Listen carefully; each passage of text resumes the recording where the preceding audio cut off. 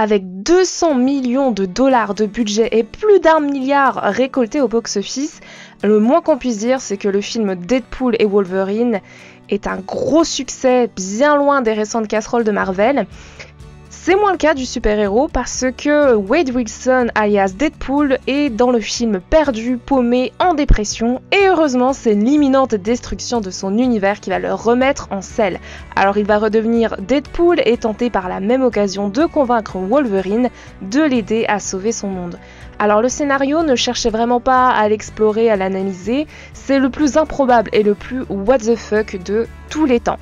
Mais enfin, franchement, entre nous, qui regarde encore un film de super-héros pour son scénario en 2024 ? Alors vous allez me dire, pour les plus cinéphiles d'entre vous, mais qu'est-ce qui reste finalement d'un film si on se fiche du scénario ?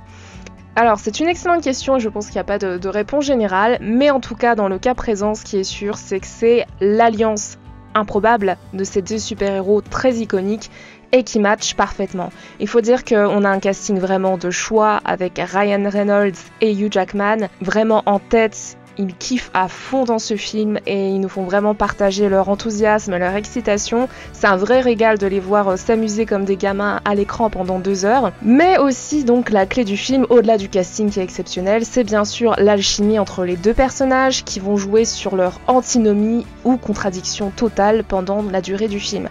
Alors d'un côté évidemment on a Wolverine réservé, sérieux, ténébreux, et de l'autre côté on a le Deadpool volubile, pour ne pas dire incapable de la fermer 2 secondes, éternel adolescent et expert en punchline.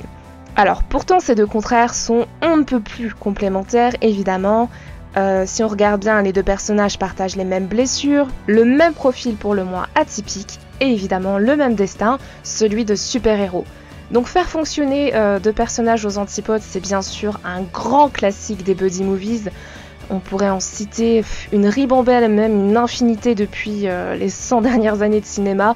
Donc juste pour donner un exemple, on va se contenter de L'Arme Fatale, qui est vraiment un classique du genre. Et c'est vrai que c'est aussi un genre qu'on expérimente beaucoup dans les comédies d'action, comme dans Rush Hour. Bref, c'est une formule qui marche à tous les coups. Et ça permet de vraiment développer l'humour, évidemment, puisqu'on peut jouer sur ce contraste de caractère, de personnages.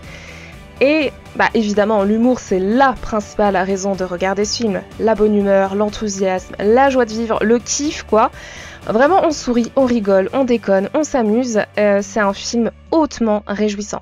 Alors après, évidemment, c'est un humour Marvel, américanisé, un humour autrement dit un peu d'ado attardé, irrévérencieux, avec des punchlines bien ciselées, bien dégueulasses.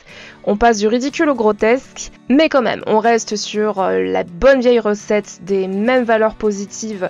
Finalement, que ce soit film de héros ou de anti-héros, on a vraiment ces mêmes valeurs, donc c'est plus de marketing qu'autre chose, n'est-ce pas ? C'est plutôt l'amour, l'amitié, la camaraderie, le courage, la détermination, le don de soi, voire souvent le sacrifice de soi. Et on a les mêmes réflexions philosophiques que ce soit Peter Parker, ou Deadpool ou Wolverine. Qu'est-ce qui fait un héros ? Un grand pouvoir implique de grandes responsabilités et on connaît un peu tout ça depuis longtemps, même si c'est toujours un plaisir de le voir décliner à l'infini dans des films de super-héros. Alors, évidemment, le gros point positif du film et son principal angle d'approche, c'est la complicité avec le spectateur, avec le fan de l'univers Marvel. On a droit à une pluie de références, de caméos, de retrouvailles, etc.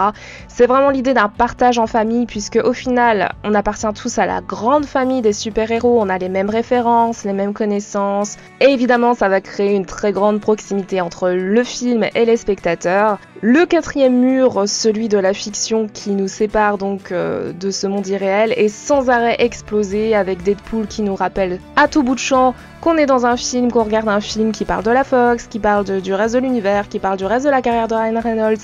Bref, il y a une infinité d'occasions pour briser ce mur. Et au final, ça nous rappelle que le film ou notre réalité n'est qu'un multivers de plus. C'est assez marrant et bien mené dans le film, et à ce point-là de fanservice, franchement on en est à du fan léchage parce qu'il est impossible, littéralement je pense, de faire plus que ça. Donc je pense que c'est assez clair, mais s'il fallait résumer tout ce film chaotique par un seul mot, ce serait l'excès Alors on prend Deadpool, de toute façon le personnage le plus allumé de l'univers, le plus barré, et on s'en donne à cœur joie, on y va à fond, on pousse toutes les manettes au max et on contemple un peu un immense bordel. Alors le plus fou finalement, ça va être leur tour de force, c'est d'apporter un sentiment de nostalgie, une petite touche de sentimentalisme à cette folie de 2 heures et qui passe très bien. C'est pas si évident à mon avis quand on est en totale roue libre. Donc voilà, vous l'aurez compris, si vous appréciez ce genre d'humour et si vous êtes déjà fan de Deadpool, de l'univers Marvel et des super-héros, ce film est clairement pour vous. Alors gare par contre aux spectateurs qui ne partageraient pas vraiment le même sens de l'humour ou qui auraient définitivement enterré l'ado boutonneux qui sommeille en lui, parce que lui, je pense qu'il risque de sortir de la séance comme d'un match de boxe, complètement KO face à tant de chaos. Voilà, c'est tout pour cette critique consacrée à Deadpool et Wolverine, et je vous dis à très vite pour une prochaine.